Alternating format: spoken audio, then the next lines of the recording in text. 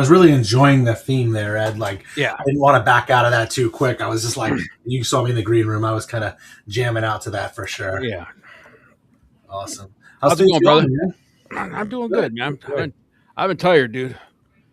Yeah. I had a new job 2 weeks ago, and just the learning shit. And then, I work 9 to 5s and I drive. It's like a half-hour drive. So unfortunately, and I'm not used to getting home so late from work, but I love the job. So it's a good thing, right? It's just, That's good.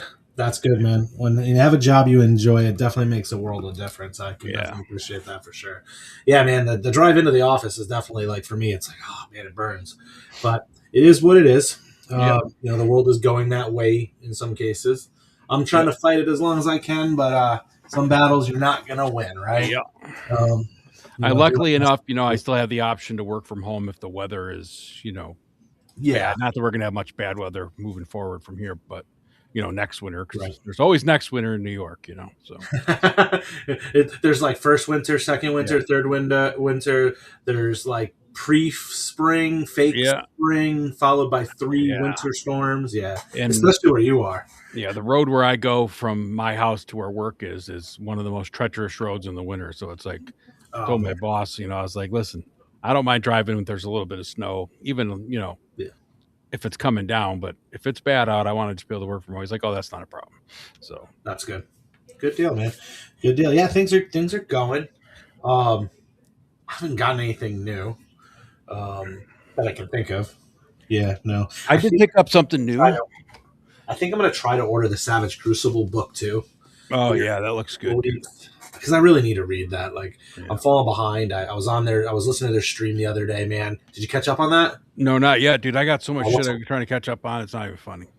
Dude, that's one worth catching up on, man. They definitely hint to some stuff, and I'll talk about a little bit of it in the news. I'll have to put that on tomorrow night when I'm eating dinner after I get home or something before Punk comes on. Yeah, it's definitely. I mean, I would even suggest, if you can listen to things in the car as you're driving into work, you got 30 minutes, put it on 1.25 speed on your phone and listen to it while you're driving. Yeah. Over the speakers. That's what I end up doing with some things to play catch up. If I've got to be on the road, I try to do it. I turn the phone the other way, though, so I'm not tempted to look over. Yeah. Exactly. So I could just listen. And for the most part, you can get most of the context. And then you know what you got to go back to. But yeah. Good deal. Did you get some pickups, you said? I just got one. I picked up the Hasbro G.I. Joe Classified ESU police officer. Oh, okay. I got it. He was on clearance for $10 at my Walmart. So I wanted it when he was full price, and that was when they sold out and everything else. And then he's been sitting on the shelf there, and I was like, it's holiday time and stuff, and didn't really want to dump the $35 or whatever for him. And then I saw him go down to like 25 the other day, and there was probably like 6 of them on the peg. And that was last week. And then yesterday I was at the Walmart. No, Friday I was at the Walmart, and there was one left for $10. I was like, I'm taking it. At $10, man. I mean, can you really dispute that? That's good. No. So is that a ToyLeet or ToyLeet figure? I would definitely put it on the shelf. I mean, it's a good figure. It's standard classified, stuff, right? It's, nothing outside of like, standard normal classified, but it's a nice figure to add to the collection. One of the reasons it goes well with the firefighters, and it's kind of tied back to the adventure team thing, so. Yeah, absolutely. So I've seen those, as anyone that follows us for a while, they know. I kind of eased out of the realistic military lines, though they do draw me in at times, like, oh man, I kind of want those.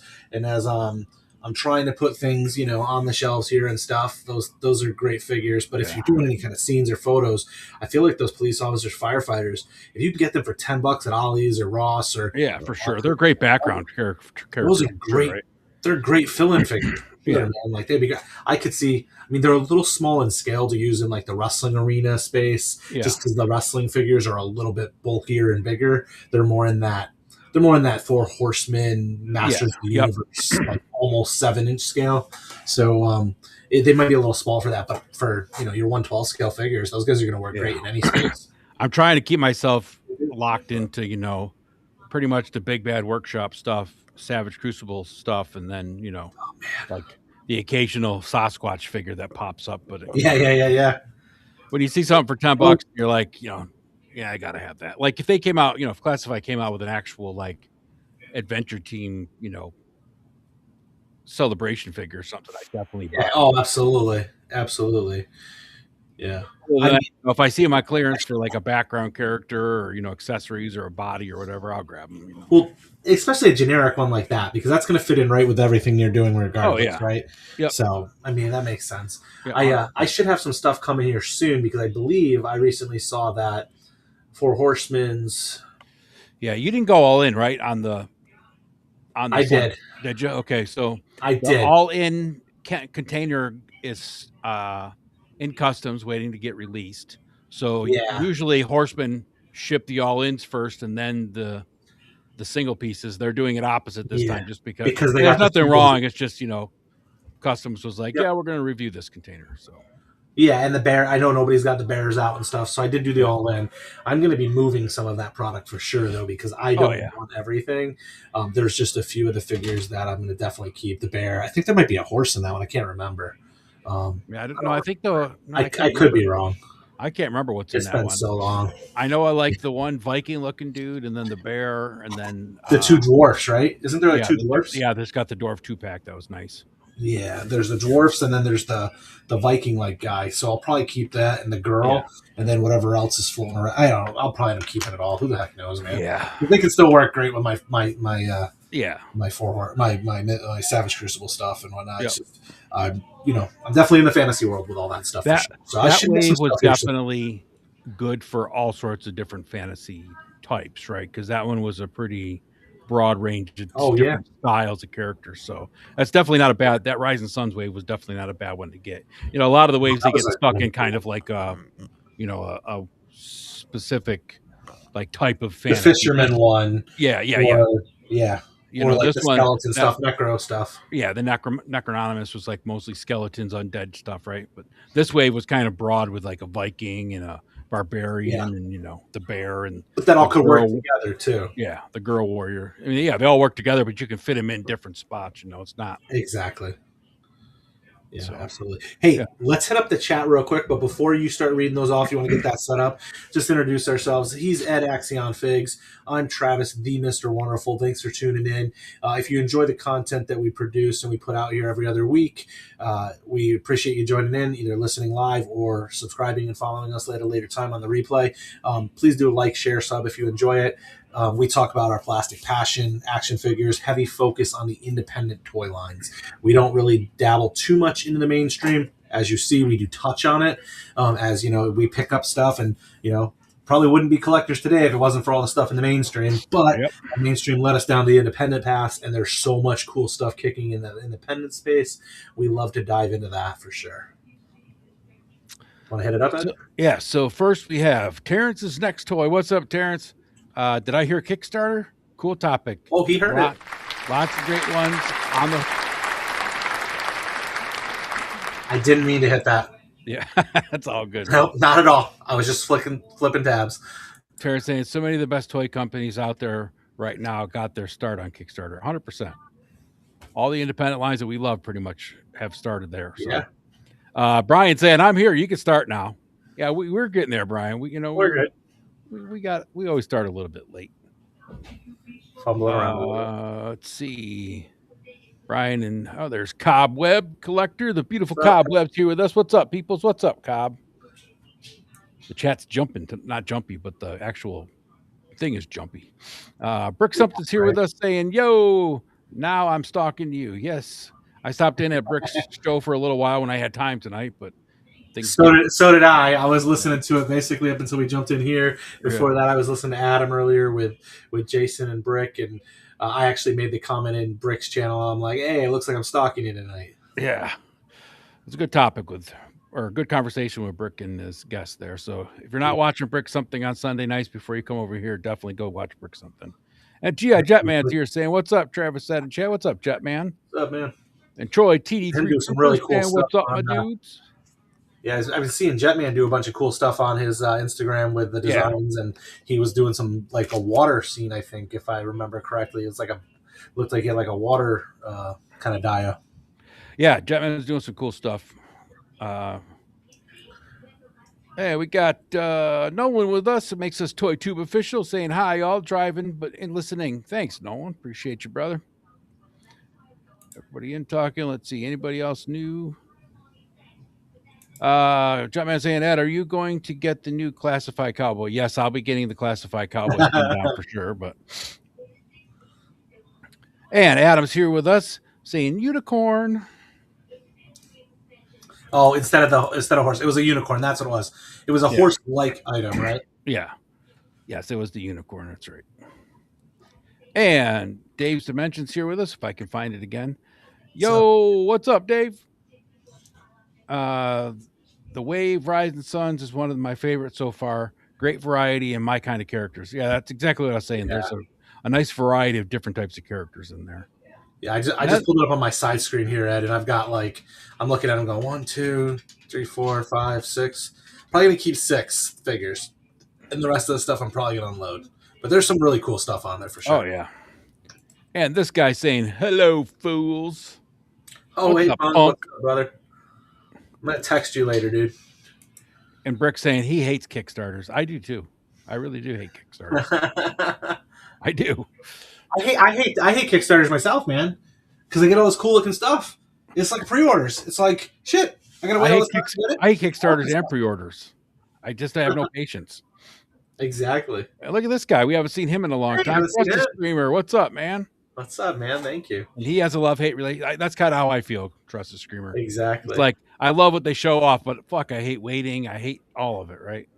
Well, the worst part is there's so many good ones out there.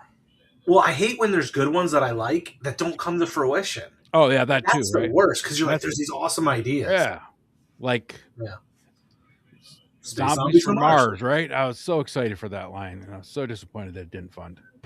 Yeah. And Radnom is here with us, Random Diorama. If you're not checking out Random stuff, go over and check out his Etsy and his Instagram for his reels. He's got stuff on YouTube or eBay that he's selling. So he's doing some really cool stuff. He's got some new windows that he printed in translucent ink. So like if you're building a dial, he's got a frame that sits actually in the 1-inch foam, and then it's got a translucent glass insert. So he's using red translucent right now. It's pretty cool. Yeah. Is that 3D printed, the window? Yeah. Yep. Really? That's cool. Yeah. So over on his Etsy store right now. So go on over there and pick some up. And Action Joe Figs is here saying hello, everyone. What's up, AJF? What's up, brother? Terrence saying, I think Kickstarters are a great way to make original ideas come to market. Yeah, exactly. Trust Screamer saying, back to a few Kickstarters right now. The Tide Rum Corsairs are my top of the radar. Yes, I agree. I'm waiting for the Pirates. What's Troy saying? I don't know what those words are. My Fadian and Phanoset. Oh, okay. I think is that the Mythic Legions, Infinite Legions thing? Yeah. I'm probably pronouncing incorrectly. Horrors of Einsamal was another equally great diverse way. Yeah, that was pretty good too. Yeah. The only one way to make them real, support them. Yes, talking about the Kickstarters. Laura saying I was excited to. Yeah, let's ignore that. We'll move on. And Allison, Retro Toy Princess, is here saying greetings. Greetings to you, Allison. Yes, the Tie Realms are going to be great. They look great. Save some of these other comments for later, like from Dave, where they talk about the Kickstarter stuff. We'll talk about that during the. Yeah, I'll start after Bricks there. So go ahead. Yep. Oh wait, we got a new guy here. Clint Jorgensen's here with us. What's up, Kickstarters are the way. Exciting to follow. The new G.I. Joe board game should ship soon. Yeah. All right, I say Bricks and Dave's. Sweet. Okay, let me switch the screen here, and we'll bring up the slide deck here. So tonight we're going to be talking about getting into. We're going to get into something that's been shaping indie toys for years now, right? It's the Kickstarter. We're going to, talk about, the lines we've seen, kind of the things we've seen explode, the pivots, the fails, some relaunches, and how they kind of reinvent themselves because of the platform. Some brands have used Kickstarter as a way to springboard and build empires. Others have struggled to convert the hype into backers. And, some have really built companies right out of them. There's a real ton of good case studies for all the different angles on them. So we'll go ahead and jump into that in the main topic a little later. We're going to cover our normal segments still before we get there, which are our shout out from the Cricks, the news, and then we'll jump right on into the main topic, focusing on Kickstarters and really kind of the viability of it in 2026. And is it overused in some ways? And we'll definitely cover someone or some people that may be overusing it. So I think it's an interesting topic. It's something we came up with last time, right? We were talking about, right, Ed? It just kind of pops up every now and again. So we'll definitely jump in there. Up first, we've got the shout out from the Crick. So let me hit that little tune.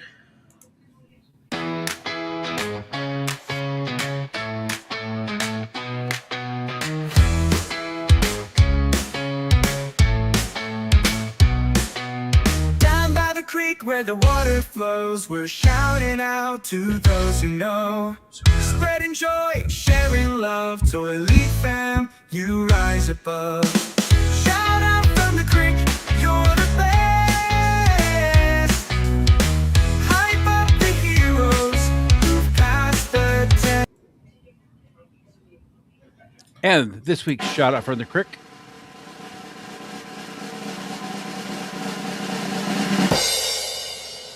goes to this long-haired hippie doing the God's work.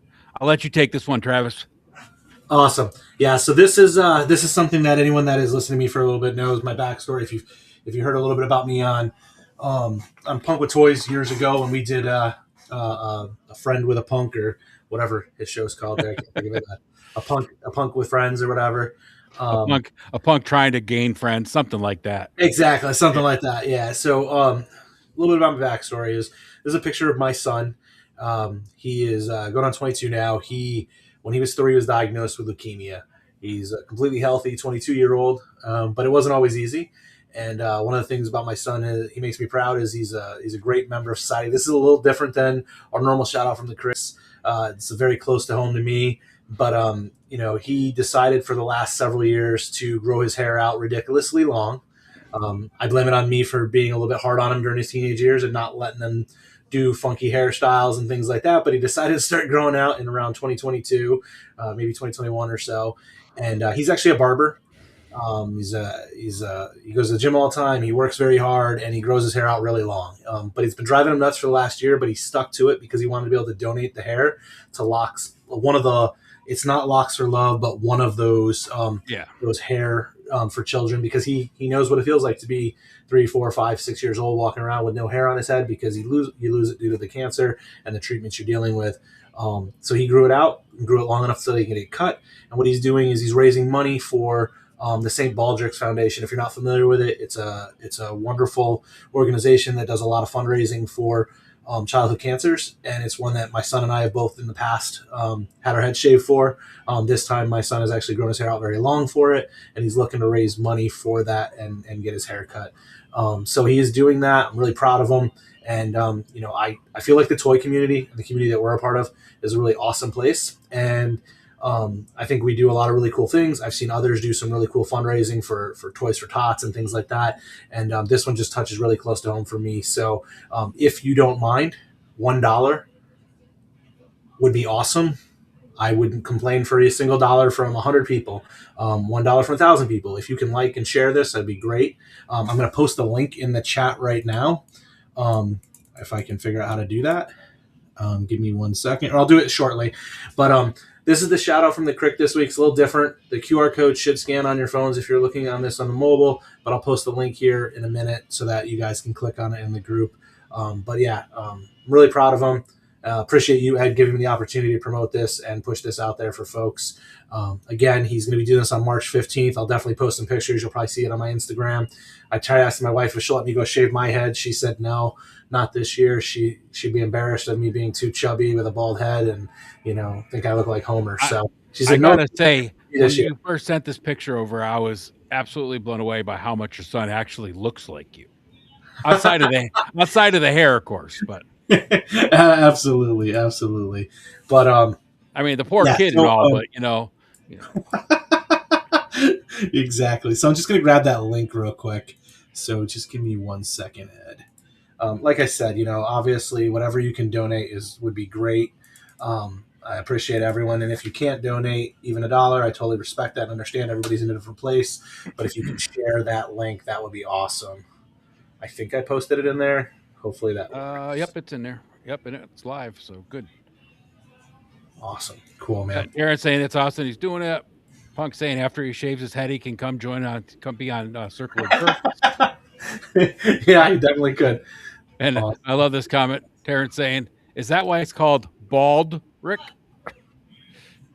I don't know, but that would make sense. But there's a ton of women, and they used to use this big tavern that they would do it in. This year they're doing an ice skating rink.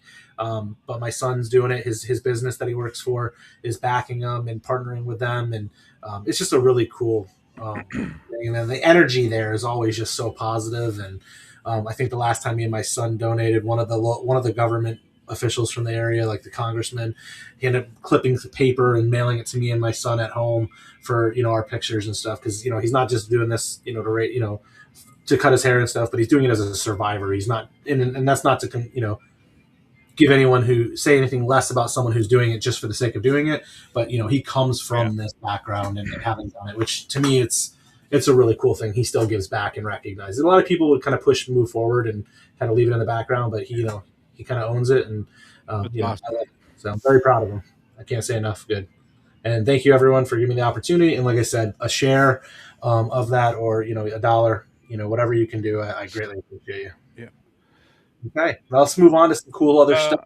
Let me just say hi to some new people real quick before we jump into the news. Yes, please. Dan DiBiase's here saying hello, gentlemen. What's up, Dan? And down at the bottom here, we have this guy, Northern Nomad. What's up, suckers? What's up, Nomad? I don't have that. I don't have that audio on there. No, we don't have any audios except for the standard. Yeah. All right, man. News desk is all yours. Cool. Good deal. Okay, so this week we're going to go into the news, and we're going to cover. There's not a lot of news here. Got a little bit of news from Big Bad Workshop, and really it's just kind of around some of the containers that should be landing soon for Big Bad. There's talks of the Soldiers of Fortune, which I believe comes with like the Agent Enemy and the Agent Spy. And then there's Jaguar Brigade bonus figure for the full set buyers, from my understanding. So there's some of that stuff coming through. I know there's some major drops: Bulletproof, the Cops and Crooks, Phantom Corps. You've got the what is it here? The pre-sold out Operation Monster Force exclusive. You have the Eagle Force Wave 18 figures, which that's just amazing to me. I didn't know there was 18 figures coming out, Ed. Are those all 1/12th, or are they the 1/18th? The Eagle Force is all 1/18th right now. Okay, thank you. I know they have those coming. They do when they do an Eagle Force wave. There's a ton of figures in the Eagle Force wave. Okay, gotcha.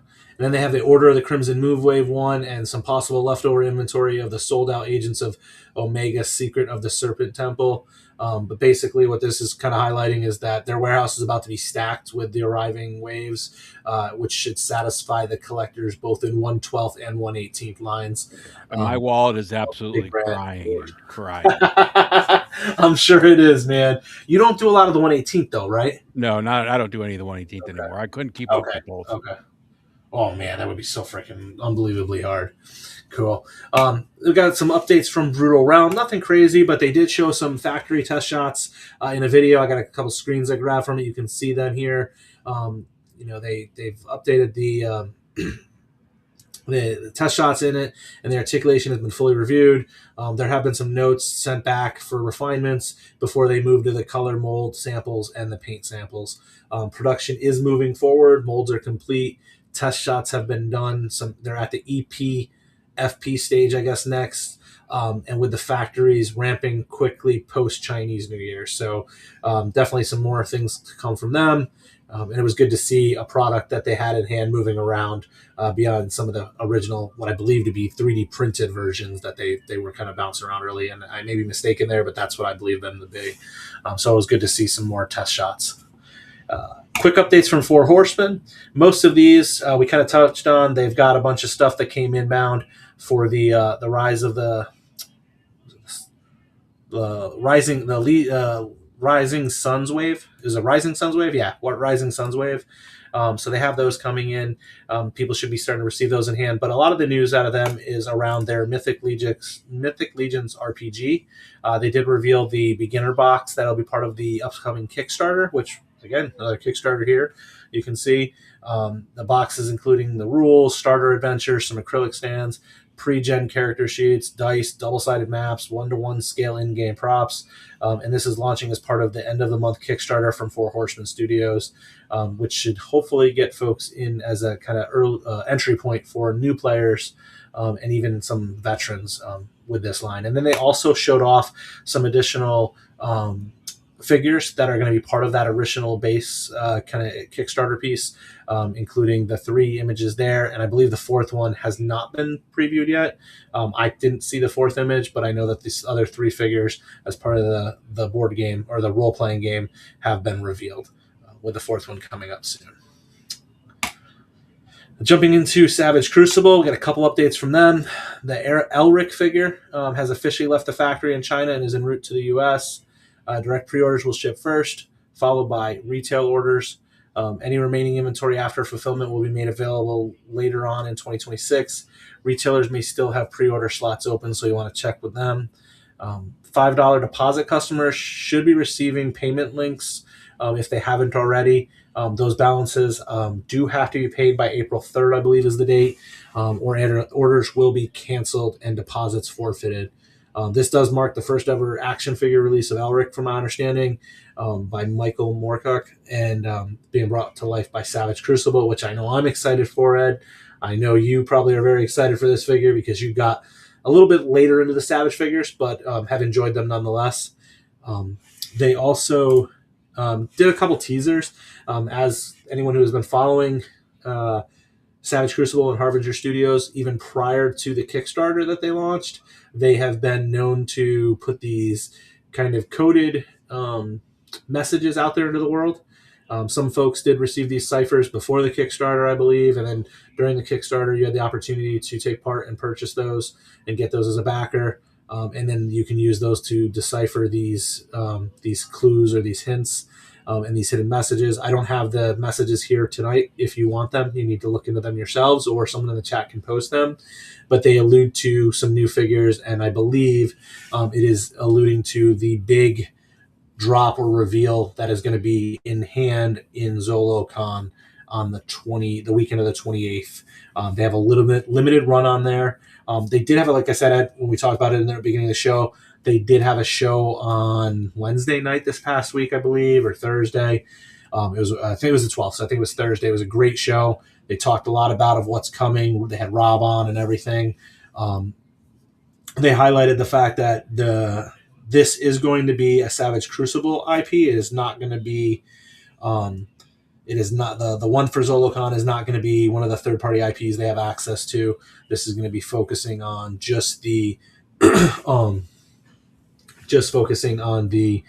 Savage Crucible figures themselves, and they will have it released later on this year online once they have more of them in stock. And then, is there a message? Trusted Screamer says, be sure to drink your Ovaltine. I saw somebody in the comments say that too, but I'm confident that's not what it says. Well, that's from, Christmas Story, the secret decoder ring from Christmas Story says that. Yeah, Matthews messaged me with it says too, or put it in the mods chat. Oh, he can put it in the chat here. I know it's publicly available. People have posted it in the Facebook. I just totally forgot what it was, and I didn't have time to gather it when I was going to look through it. I will say I tried to use AI. Will not spoil the secret. I tried to use AI to decipher it by taking a screenshot of the coin and then the text, and it did not work. Yeah. So don't do that. Moving on to another update from the news is Tie Realm Corsairs, which these are the pirates. These are what people keep talking about. This is something I'm very excited about. You're very excited about, Ed. And they have announced that the Kickstarter launch is May 1st. So keep your eyes out for that. They are on Kickstarter already, so you can follow that. You can subscribe to that to be updated when it goes live. But it looks like it's going to be launching May 1st. And, these have been sculpted and prototyped by Four Horsemen, so you know the quality of the product is going to be something most are going to enjoy. Kickstarter landing page is live. Thank you, Terrence. It's the landing page is live. The Kickstarter itself will be live on May 1st. And definitely go sign up for those notifications. I think they're up to like 380 people on there, so let's get that up there a bit higher if we can. Another update from them, which I thought was really cool, and I'm going to throw this out to Terrence in the chat. He can definitely correct me if I'm wrong, but my interpretation of this is that they are going to be doing the Pirates Codex, which is going to be like an audiobook for lore, which is going to help hype up this line and its backstory, and this is supposed to launch and plan to launch alongside the Kickstarter. So not only are you going to get some toys, but you're going to get an audio book essentially on YouTube that you can listen to hear more about this line. And the lore behind the line, which I think is really, really cool. As you know, Ed, that's something that as soon as I saw it, I was kind of hyped up about. Oh, yeah. From there, a couple updates from Valaverse. These two, I'm going to cover one of them and kind of talk about it first before we talk about the other. But they did have the new tactical field gear accessory, which is now available for people to purchase.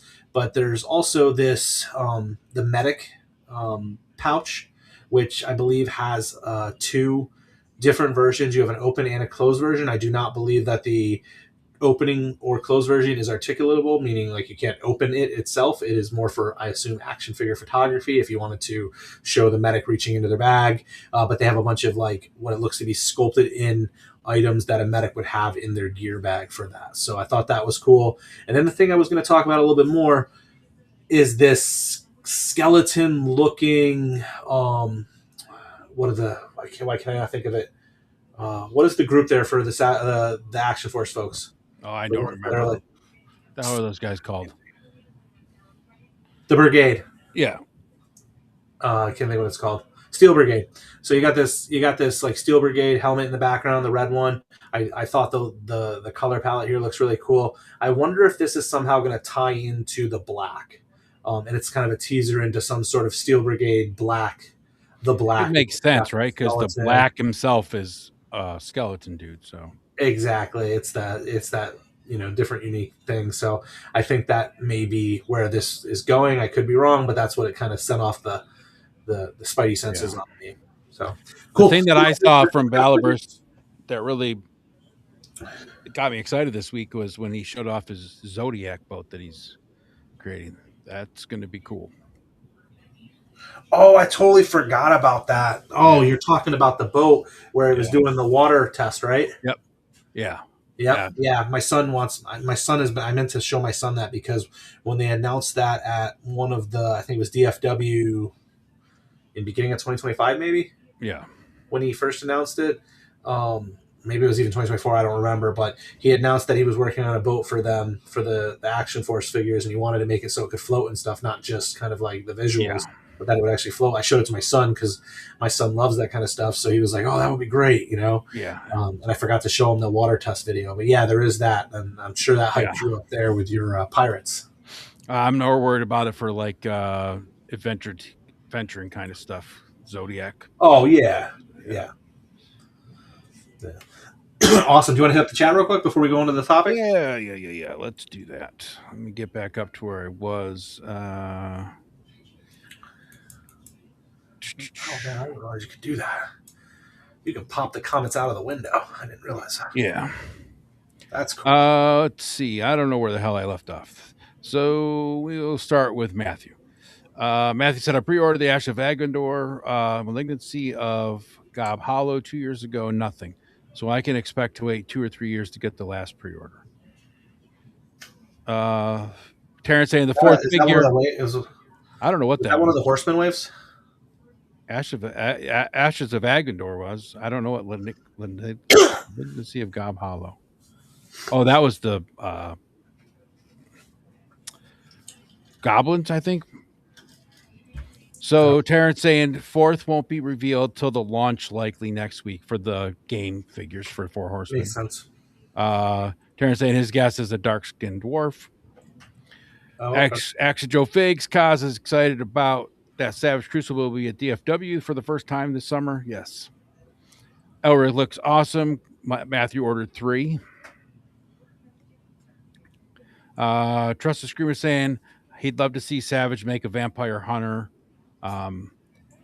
Have one of the 5K pre-order, but they would do him justice. Yeah, I agree with that. Savage would do. I mean, the one at 5K looks pretty damn awesome too. But Oh, actually, as you're saying that, so I did listen to the podcast on YouTube the other day for Savage, and that reminded me one of the IPs that I had hoped that they were getting was Beastmasters, and it was confirmed during that stream that there is no way he doesn't believe anyone else is getting that IP anytime soon.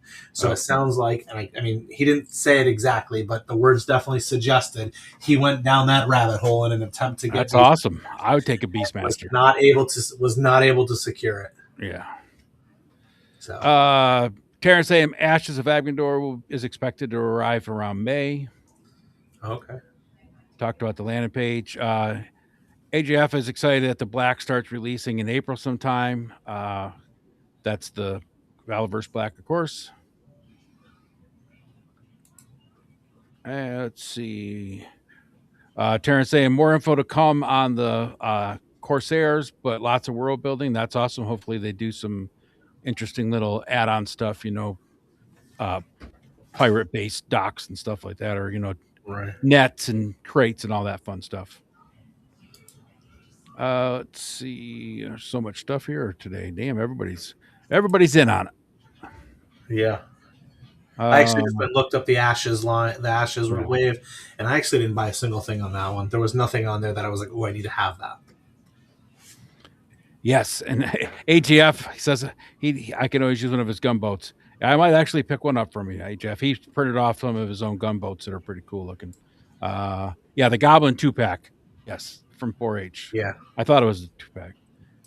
How could Matthew order 3 if he's cutting back on 5? I agree, Punk. He's always cutting back, but he's always getting more somehow. I don't know how that works because it never works for me that way. Oh, he paid last year. That's how he counts it. I love that he counts it as long as it sounds just like you. I had already paid. That's exactly what I do. That's what I did. I had to warn my wife. I told her like a week or two ago, hey, whenever they announced that the Rising Suns wave was on its way, I was like, I just want to remind you this was paid for a long time ago. Yeah. When you see that large package show up on the front porch, I had nothing to do with that. Yeah. Nothing. Well, you had something to do with it, but it wasn't recent something. Yeah, I can barely remember that time. Yeah. Yes, and to what Punk was saying, Matthew told us last year he was cutting back. So imagine what he would have spent if he didn't. Right, exactly. Jeez. All right, brother. That's it for the chat. Awesome. Cool. So we kind of already covered on this, right? We're going to dive into the big topic this week. It's around Kickstarters, success or failure, kind of what works. Really kind of diving into a number of different case studies of them and talking about where they can go, where we can go with them, get your opinions and thoughts. So this is definitely intended to be an interactive topic. So we'll keep an eye on the chat and bring up those messages as we go through the slides. But it's an interesting item, right? So I'll just kind of dive right in here. Before we get into whether, here, let me make sure this is open. You see my screen, right? Yes. Yeah, you're good. Okay, cool. So before we get into whether Kickstarter is working or failing, we kind of want to reset what it is actually designed for, at least the way I perceive it, right? Kickstarter was never meant to be a retail store. It wasn't meant to be a pre-order site. It was built so creators could launch an idea, without traditional funding, test real-world demand before investing heavily into tooling and build a community before going into full production. It works both for toys, games, books. I've seen it used for software, different things like that, right? But especially in the indie toy world, tooling costs are serious money. So this platform, and there's other ones like it, but Kickstarter is the main one. It gives creators a way to say, if you want it, back it. If you don't, we'll pivot and adjust. Maybe it never comes to fruition. That's the hated part of the Kickstarter. You get teased with something that looks good, smells good, feels good, and then you don't ever get it. So you end up wondering when it's going to come and if it ever will. So it's a powerful tool that wasn't there 30 years ago. Like the social media, the aspect to it, it wasn't there. But it's powerful and can be leveraged very well if used correctly. With great power comes great responsibility, as a wise man once said. But Ed, to you, Do you think collectors still look at Kickstarters as a launchpad, or do you think, and I think it could be argued, that it has in some ways turned into another online store with a countdown clock, a pre-order approach? I think it could go both ways. I think there have been some really awesome things, not just in the toy world, that have been launched on Kickstarter, right? And some that are coming that we know of, right? But I think the biggest thing right now is that there's so many of us, whether it's in action figures or board games or comic books or, like I said, software, that are just creating what we always wanted to have or what we love, that it's becoming to the point now where it's basically becoming like just a way to get an idea out there and see if it lands, right? Yeah.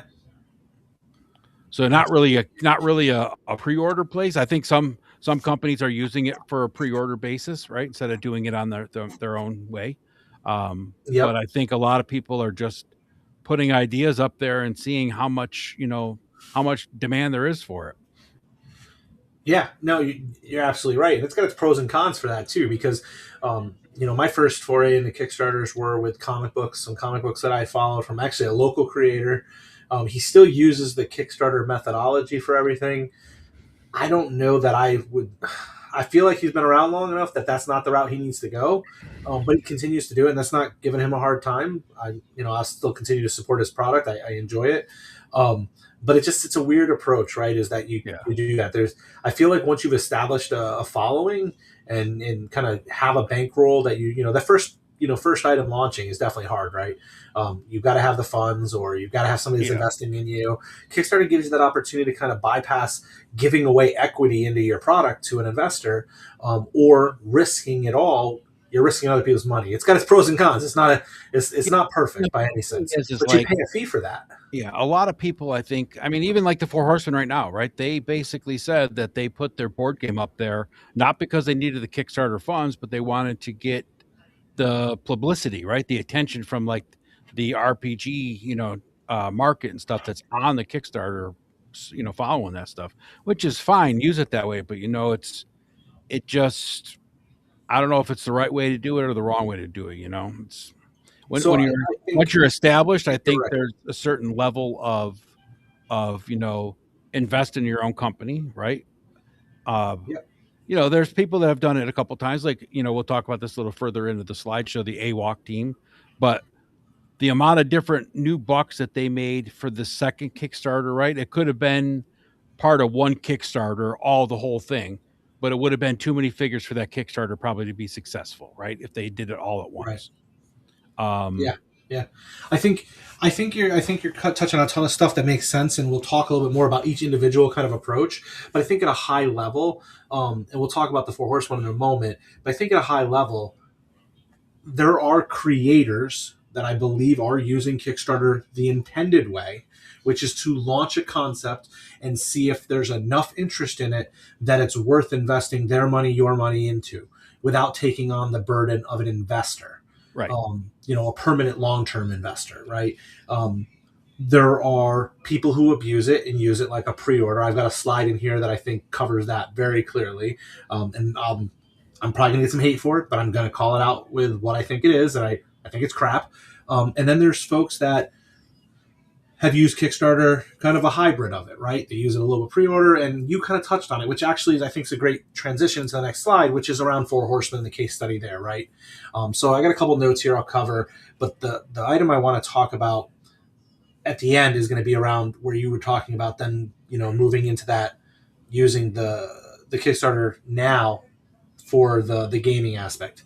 So I think the Four Horsemen Studios, at least in the independent toy space, has to be seen as the flag bearer, the leader of the pack, the top of the echelon when it comes to going from concept to Kickstarter to you run your own company, right? And you're doing it on your own with pre-orders. You're no longer looking for a Kickstarter funded aspect.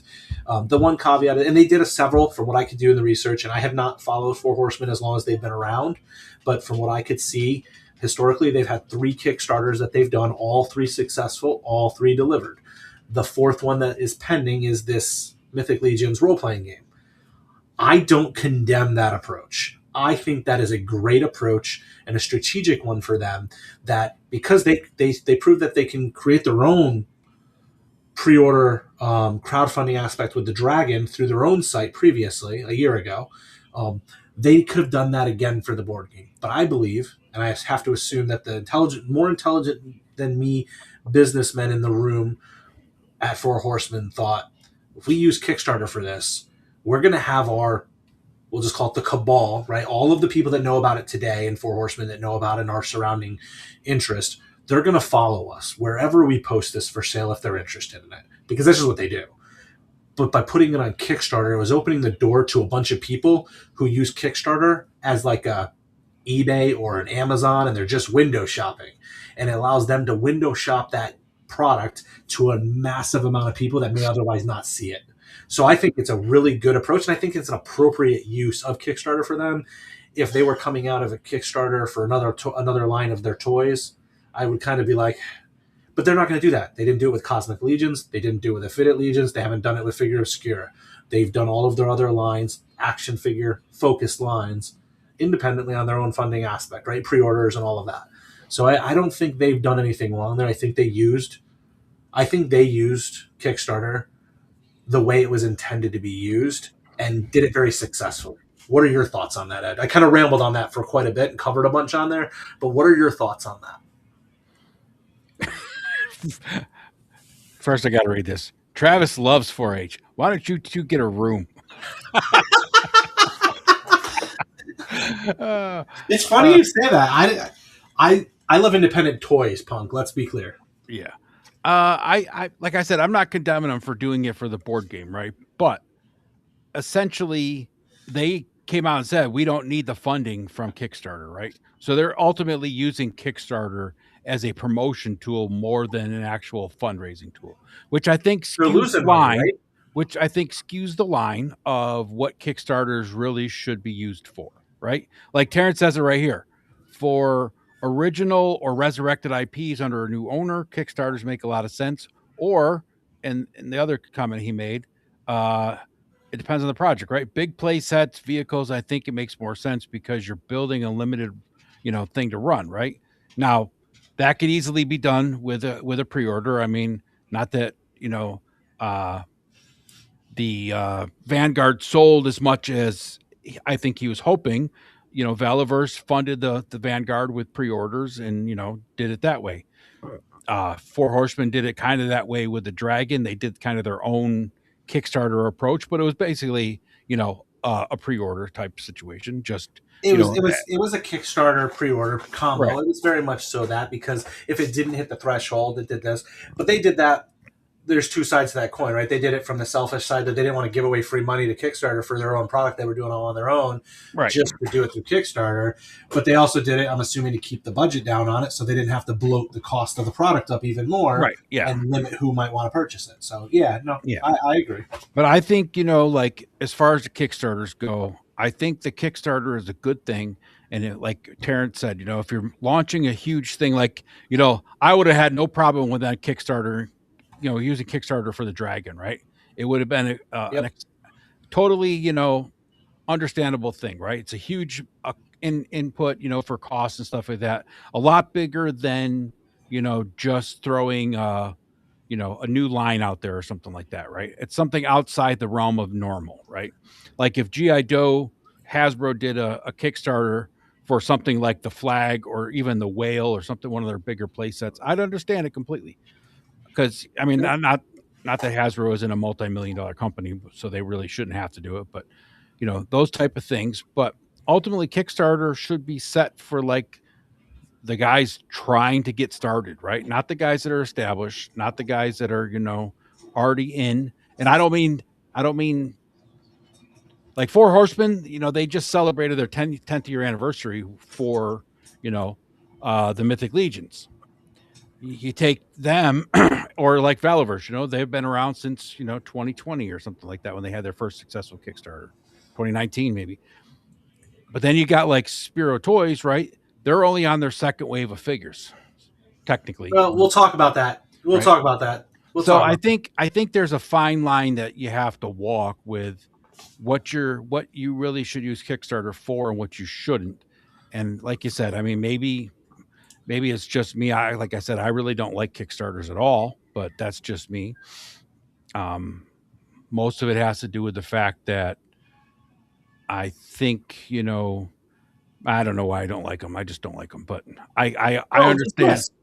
Yeah. There's risk to it, right? That's the not like at the end of the day. It's just the risk, right? Because if you remove the risk from it and you're guaranteed to get it, it's no different than buying something from Big Bad or some other store, right? Right, exactly. At that point, it doesn't make a difference. The thing you hate is the risk. That's a perfect segue into the next one, and I'm going to apologize up front if I'm incorrect about this. Actually, before we go into that, the next slide, one of the things I want to ask you. Do you think Mythic Legions was successful because of Stick Kickstarter, or do you think it, was a strong enough product that would have come from another pipeline if it hadn't come through Kickstarter? Well, I think they had to use Kickstarter only because of what they were creating, right? All new stuff. Whole new world. Right. There wasn't a lot of, knights and that type of, medieval characters out there, right? So I think they looked and saw there was enough of a market for it, for sure. So I think doing a Kickstarter was appropriate, right, to get started, for sure, because it was brand new stuff, right? All new lore, all new figures, all new characters, a whole new world, like you said, right? Like Aladdin's things. A whole new world. Did I do that good? Did I? Yeah. But it wasn't. My son Luke just sang it to me over here in the kitchen. It was much better than your version, Travis. Just saying. That's too bad. So the segue into the next slide is that Four Horsemen success model, right? They are the success model. If you're doing an independent toy line, I mean, you can see on screen there was 3 Kickstarters for roughly $1.8 million in total monies raised, give or take. But it's probably closer to 1.7. But they're right around that range in 3 Kickstarters, and we're going to see a 4th one from them, kind of like a child, like a sub Kickstarter from them. I think they have to be the gold standard in independent toys when you think of that and what they were able to do. From what I could tell, and I only went so deep, I don't think they had a failed Kickstarter. I think they were all successful. And fortunately for those that did decide to take the risk, they all reaped the reward, right? They all have their Kickstarter funded items that they wanted, and they even had a game, which I didn't list here. They went with a video game which was successfully kickstarted. Some things fell through recently in the last 6 to 8 months, and refunds were issued and things like that, and kind of in a different direction. Yeah. But they're the success story. But on the other side, there are some that aren't successful. So kind of going from the top, let's look at the bottom before we look at some of the stuff that kind of floats in the middle. But this one is this, and I apologize in front. If I'm incorrect on this and this is delivered, please, correct me in the chat. But I believe this line, this Kickstarter was a failed attempt. It did succeed in pledges and got backed.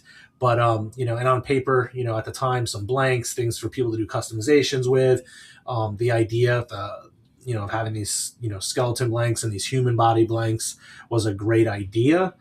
Sounded viable. It got funded.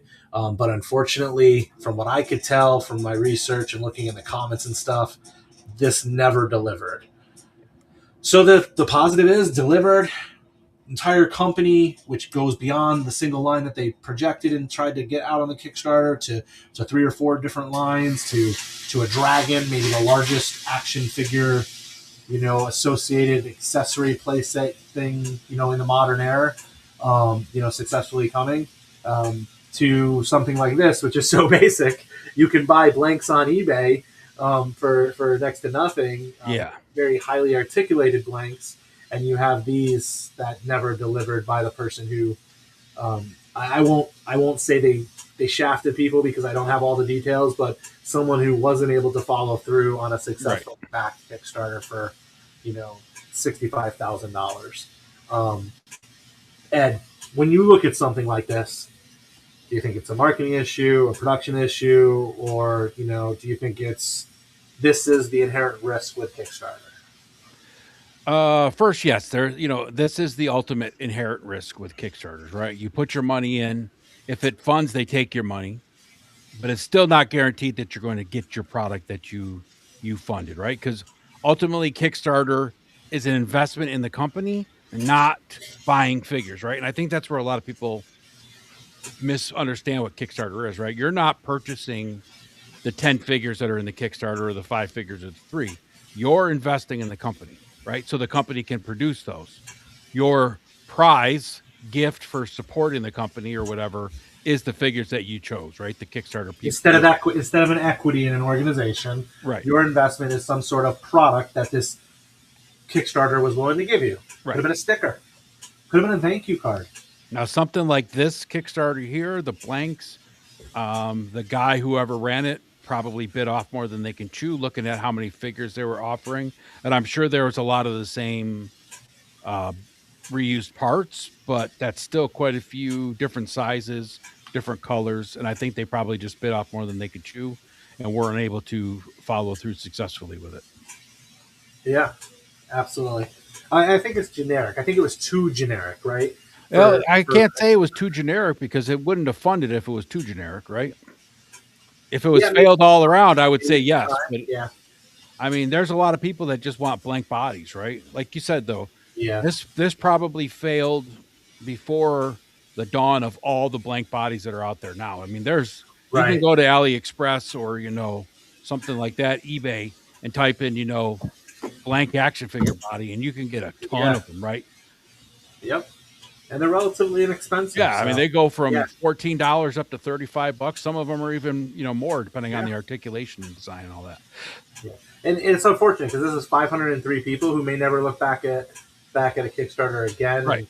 And someone like Corsair Creations, who's in the chat tonight, may not be able to get the support of someone like this, one of these 503 backers because of this, because they didn't understand what they were backing.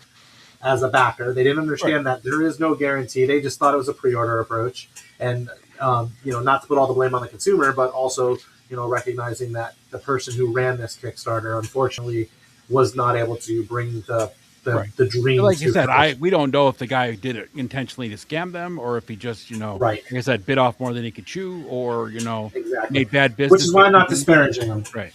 Which is why we're not disparaging this one. We're just using it as an example of one that I believed it funded but did not deliver. Right. So that's kind of the pros and cons, the yays or nays of why getting into this Kickstarter. Yeah. That said, we've talked about the top. We've talked about what can be perceived as the bottom. So let's go into kind of the stuff in the middle around Kickstarters. And the first one you already kind of touched on, and that's Animal Warriors of the Kingdom. It is, to me, another unique case. It's different than Four Horsemen, but it is another one that is a very strong interest and a great case study to me because they didn't just run one Kickstarter. You mentioned that they're on their second Kickstarter. From what I could tell, they're on their fourth Kickstarter actually. Right. I meant the second one for the 1/12 scale. Yep. So they originally started out, and if you follow Jason, and I actually have a bunch of the 1/18 that I got my son for Christmas this past year, they started out with their 1/18 scale, and they had kind of what I believe is like a basic one, which I don't have up here, and then they have their deluxe series, which was fully funded. And they kind of covered that scale, but it had limitations, I believe. And I also believe, when I mean limitation, I think I had limited traction, right? I think that they were creating 1/18 in a world that was focused on 1/12. And I also feel it was a product that was it lended itself better to be in a larger scale for the detail and the characters and what you were trying to do. So they pivoted in, I want to say, around 2021, 2022-ish time frame. They pivoted into that 1/12 scale line. And they relaunched and found success with their first 1/12 Primal series, right? It aligned with the modern collectors in the 1/12, the figures, the shelf space, all of that, right? And they've now continued. So before I go into the most recent and current Kickstarter, they had the first 1/12 scale Kickstarter. So we'll call that Primal series Kickstarter. And when they did that, it was funded and it was successful. I do know, as someone who did not back the Kickstarter, I have no ill feelings or frustration from the first Kickstarter because I didn't buy into it because I didn't know about it. I would have, but I didn't miss out on anything. Things for me weren't delayed. There was no risk there. But I know from seeing some of the other chats, there was some frustration around the Kickstarter. I know as a consumer, I was able to get some of the figures that came out during the Kickstarter. I believe I was receiving them from what I saw in the messages sooner than some of the the backers did just because of distribution, right? There's some things there, right? Like, the distribution get fuzzy, you're getting off the ground, running things, it's bigger than you're used to. So there was some growing pains, we'll say. So the first one, there was some struggles with distribution after the Kickstarter, but it did deliver. And in my opinion, it delivered a very, very quality product that I would argue they got it right. They might not got it right now when they wanted sometimes, but you got it, and when you got it, it was right. Things were good, solid products.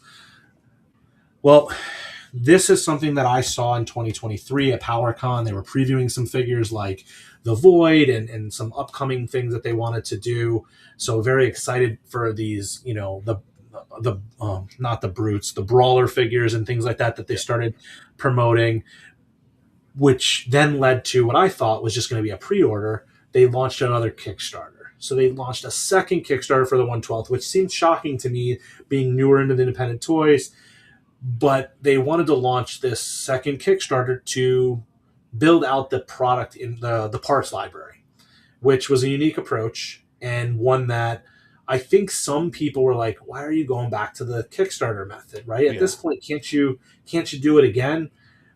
But that second Kickstarter, well, we'll say the fourth or the most current Kickstarter, Primal Series 2, it was a lofty goal. So many different bucks, so many additional parts. Like I said, I think when you're starting out like this, right? Like, yeah, it seemed like, Sparrow was very successful with their first Kickstarter, right? And their figures were amazing. And I still don't think they sold as well as they could have. I think they were missing something, right? Because the figures are great, the lore was great, and like just being around the community, and I'm all over the place, right? I'm in every single, scale, every single type of figure around, right? There wasn't a lot of like as much talk about AWOC as there was Valiverse, as there was GI Joe, as there was Mythic Legions and stuff, right? And I think part of it is the fact that there was some kind of marketing, and I don't mean any offense to Adam or Brick in this or Jason at all, right? But I think that even AWOC could have been more successful but there was some kind of marketing or something missing there, right? From Primal Series 1, right? Right, yeah. Whatever that was, I don't know, but I don't think it was as popular or at least pushed as much as it could have been because of how awesome the figures actually were, right? So, right, like I didn't see like a ton of I didn't see a ton of pictures on Instagram and everything like just like you do with Savage and Mythic and Four Horse and Valiverse and all these, right? You open up your Instagram, it's just flooded, right? And I follow all the same people, right? And there's not as many AWOC pictures as there was these other companies, right? Why I don't. I agree with you. There was definitely something for the non-follower. There wasn't as much out there for the non-follower to pick up on, right? And I think that Primal Series 1. It didn't miss as far as what they delivered on. No, I think it just missed on drawing in the attention. Right, that exactly. That was well deserved for such a great exactly what I was saying. Right, it wasn't that the figures were not worthy. It wasn't that what they did wasn't worthy. It's just something got missed somehow, right? Whether that was the market's fault or the team's fault. That's I don't know what the missing link was, right? But it just wasn't there. But like with this Kickstarter, Terrence makes a good point, right? He said it's important to keep in mind that a successful Kickstarter and even a successful like after the Kickstarter launches, right, doesn't mean that this company is now flush with cash, right? Which, like I said, the first couple runs I can see doing Kickstarters, even if it's your second series or your third series. But once you've been in the business for 10, 15 years, or you're the size of Hasbro, I don't even think Hasbro should be doing HasLabs, but that's just my opinion on that. That's a whole different argument. Or Mattel Creations, right? I don't think that's appropriate. Tide Realms, right? New IP. I've talked about it for a year and a half, 2-3 years now. There's no pirate love in the toy world, right? And here we got a guy coming in. At least 3 years. Right? At least 3. Launching a pirate line, which doesn't have a lot of love in the toy world. There's a lot of guys that like pirates, but there's no love in the toy world for them. Decides, hey, I'm going to make a pirate, figures, right? Absolutely. Kickstarter that shit up. It's the perfect thing for it, right? Yeah, absolutely. And I think you hit it on the head with Spiro and Emerald of the Kingdom, right? there's nothing wrong with going back. And again, I was saying that I was a little shocked to see them go the route of the Kickstarter for the second wave, but knowing a little bit more, becoming more aware of what goes into toy creation, the molds and all of that cost. To Terrence's point, they're not rich, and they're limited on what they can keep reproducing. I mean, they could do all sorts of repaints and things like that, but I'm sitting here and I can see the complaints that people have made about other independent toys that just repaint another figure, give you a different version of it. So I think that Animal Wars of the Kingdom did a great thing by creating this second Primal series. And and we can go into the hiccups with where they're at right now on delivering on that, because it has been a little while, and people who see it as a pre-order and not just a investment in an organization that hopefully you get these prizes or gifts for supporting them, they kind of get frustrated. Me, I know I'm going to get a great product when it gets here, because everything I've gotten from them is awesome. Well, so, you've been saying about Sparrow Toys all along, though, right?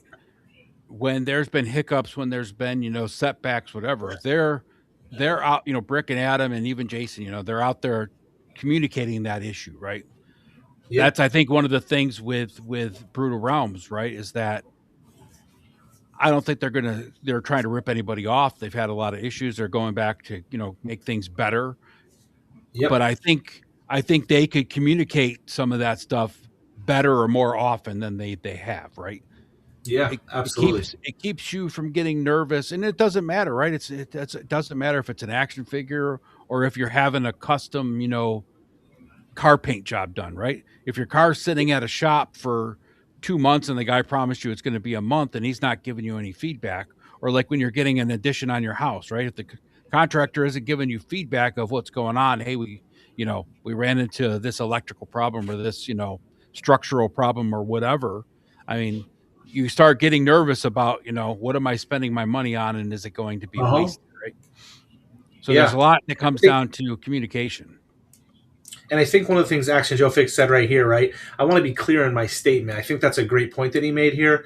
But my statement is not that, it would have been horrible, or it's been horrible for some of these other toys, especially independent toys, to re-release and get their money's worth out of those molds. I'm totally on board with that. I completely respect and understand that. I just think that it would have been harder to grow for Sparrow Toys, Animal Wars of the Kingdom, if they were only able to do that and then take a little bit off the top to start building out new molds. Right. I actually commend them and appreciate the effort into Series 2, Primal Series 2, to get such a large parts library, so that then they have that inventory of parts that they can then do pre-orders and drops, and they've got the molds, so they just got to get a big enough order in, and then they can start releasing more products. Look at Big Bad Workshop, right? And Fresh Monkey Fiction. I mean, they started with Operation Monster Force. Now they have the Soldiers of Fortune. They're coming out with the Agents of Omega. They got the Fresh Monkeys line coming out. All that stuff is the same molds, same retooled, repainted, reused, stuff. And I love every single one of those figures. So I have no problem reusing, molds, reusing stuff, as long as you're creative with the repaints, and it's not just, a release of the same figure, and one was in brown and this one's in a different brown. I mean, that's just kind of, like, unless there's a purpose behind it, right? That's the other thing. Horseman does it really well. Right. I mean, even Bobby Vala, with his Valaverse, the soldier figures, whatever they are, the no name characters. Steel Brigade. No, not those guys. Like his basic trooper guys, whatever, right? Yep. Like, he's done guys in black, gray camo, blue, red, and he's always got like, these belong to this faction, or they belong to this faction, or this guy's SWAT, this guy's Delta Force. So there's a purpose behind the repaints. If you're just doing repaints to repaint, like even the AWOC with their Gladiator series, right?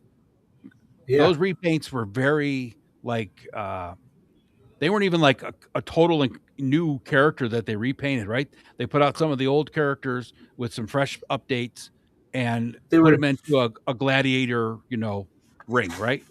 Cool. They were deliberate, tied to the comic and the lore. So absolutely, yeah. So yeah, I don't think there's a wrong way that I don't think that Spiro's done anything wrong. And I think initially when I heard people questioning the second Kickstarter, and I even questioned it, I think it was a lack of education on the whys and the reasons and whatnot. So I think this is a perfect example of a company trying to get to where the Four Horsemen are, doing it the right way, so that they could compete with the companies like the Four Horsemen, be in the same platform as them. If you flip the switch, or look at the other side of that, right? Say Spiro decided to do the Kickstarter for the first wave, and that was successful, and they started selling all that stuff, and then they started trying to do wave 2, right? These new characters with all the different, the lizards and the snakes and the the brawler bucks and all this stuff, right? If they went bankrupt and then were gone, we'd be missing out on it, right? So there's that side of it too that you got to think about, right? Just like Tide Realms, the Corsairs, right? It's like if he successfully does the 3 pirates and then decides, hey, I'm going to do a pirate ship on my own, and the pirate ship doesn't be successful, but he's invested all that money, then they're gone. Well, then he's got 3 figures out there, and there's no more pirates in the world, right? And it's going to suck. Right. Yeah. Absolutely. And I think that's we've talked about independent creators with their own original IPs, right? Four Horsemen, we've talked about Animal Wars of the Kingdom, we talked about one that didn't deliver, which was just basic bucks. The next one kind of took a little bit different of a path, and that different path is this person was in the toy industry to begin with, and this is Action Force Valverse, and they also went out and procured the Action Force IP, so an already established IP, but didn't start the business and run it on his own without the Kickstarting approach. And he actually went to the Kickstarter twice. Once where he didn't succeed, and I believe it was in 2019 that it failed. And then he came back in 2020, I believe, and he succeeded, and was able to eventually deliver on the Action Force line, right? So, instead of trying to force it or trying to do it on his own, he went back to Kickstarter, retooled some things and approaches that he was going with. And in the beginning of the Valaverse Kickstarter, it wasn't long after there was a failed military line Kickstarter that put a bad taste in everybody's mouth, because that money was gone, which hurt Bobby's first Kickstarter, right? So I didn't realize that. Yeah, I didn't realize that. It probably also helped that Classified was coming onto the market right around the time of his second attempt, right? So while it can be seen as a competitor, it can be a compliment too, right? Because the reason I came into the independent toy space, all of it as a whole, was because of the G.I. Joe Classified and not being able to find much and wanting some supplemental characters, my own characters, different things, unique stuff. And that's how I came across the Action Force line. Oh, I'm the same, right? I bought Gung Ho. It was the only one I could find. Then I saw that, Valaverse was available, right? And it's like, okay, these guys will work together with them. And then I went from Valaverse to Four Horsemen to AWOC to Savage, and now look where I am, ass deep in fucking independent toys. Exactly. So they took a little bit of a different approach, right? Took an established IP, took it to Kickstarter. But the thing that I will commend them on is that once they closed up, and if you look at the numbers, and I'm going to go back in a slide here real quick. So I'm going to go back to the slide of the Animal Wars of the Kingdom from the Primal action figure wave, the first Primal 1/12 scale. They got $360,000, right? On the Primal Series 2, they did $352 for these Kickstarters. Obviously, some of that money goes to Kickstarter. When you look at the other ones, right, we look at, each one of the ones from Four Horsemen, you're looking at, 303, 452, 934, right? All of them are they're in excess of $250,000. Yeah. Oh, Action Force only did $130,000. And then they never went back they have never gone back to the Kickstarter, which I commend the crap out of. That is a very solid business model that he's been able to establish and drive. I'll also point out that I think part of it goes to the fact that Action Force can be a very, very easily partnered, what's the word I wanted to use? I used it before. Complement to the Classified line. Yes. So because of that, I think it helps being a line that directly, was available, had its own IP, but he hasn't had to go back to the wheelhouse of Kickstarter. And to me, that's a textbook example of how you want to use Kickstarter. Reviving an IP, new IP, something, right? Going to Kickstarter, trying it, finding success, and then flying on your own, kind of coming out of the nest and not having to go back to it, which is great. So from that perspective, Ed, this kind of leads back to what I was saying about Spiro, right? Like Bobby's Kickstarter was successful, and as Punk said, right, BBTS had some hand in that, but BBTS has had hand in a lot of Kickstarters that are for action figures funding at the end, right? There's plenty of them that they've bought into. We talked to the guys from, Space Zombies from Mars who chose not to go that route because they didn't want, to do it that way with BBTS helping them get successful, right? They might have succeeded had BBTS, had they agreed to go with BBTS. They might have. Who knows? But right. Like, if you look at what happened with Action Force, right? It got successful, and then it was just all over the place, right? Everybody was showing off pictures of Valaverse and all that stuff, right? Spiro should have been the same way. And like I said before, it's not anybody's fault. I just think there was something missing, whether it was, I think it's the compliment. Right. That might be it, right? It didn't really complement Mythic Legions. It didn't complement, Hasbro's military line, G.I. Joe. It didn't complement, Marvel Legends or anything else, right? Like, had Spiro come out with a whole new line of superheroes that could be used with DC or used with Marvel Legends, it probably would have been a lot more out there than it was, right? Yeah, absolutely. No, I think that's great. And so before we go to the next one, what are your thoughts, Ed, on gradually coming off of Kickstarter? And you do one or two or three, or do you go to Kickstarter, win it, and then launch? Or are you indifferent to that approach? Either or. Wait, say that again. So the Valaverse way, right? I went to Kickstarter, I got my stuff launched, and I'm on my own now. Or the Four Horsemen or Spiro, kind of going back to the wheelhouse a couple more times. I think I'm indifferent. I think it's going to be like, I think it depends on the company, right? Like, I know Bobby wanted to do it on his own, right? That's the path he chose. I don't think, like I said, I don't think there's anything wrong with going back wave 2, wave 3, right? If you're trying to, like you said, get that catalog of parts and molds and everything else built up, right? There's nothing wrong with it at all. It just depends on what's going to work. What if Four Horsemen went to Kickstarter tomorrow for their next waves? I don't think it'd make a difference, right? Really. They're beyond that, though, right? What's that? I feel like they're beyond that Kickstarter at that point. I feel like they're big enough. They shouldn't be tapping that. I think, and you made me second guess my thought on them using it for the RPG. I still stand by that. It's a smart approach because of the window.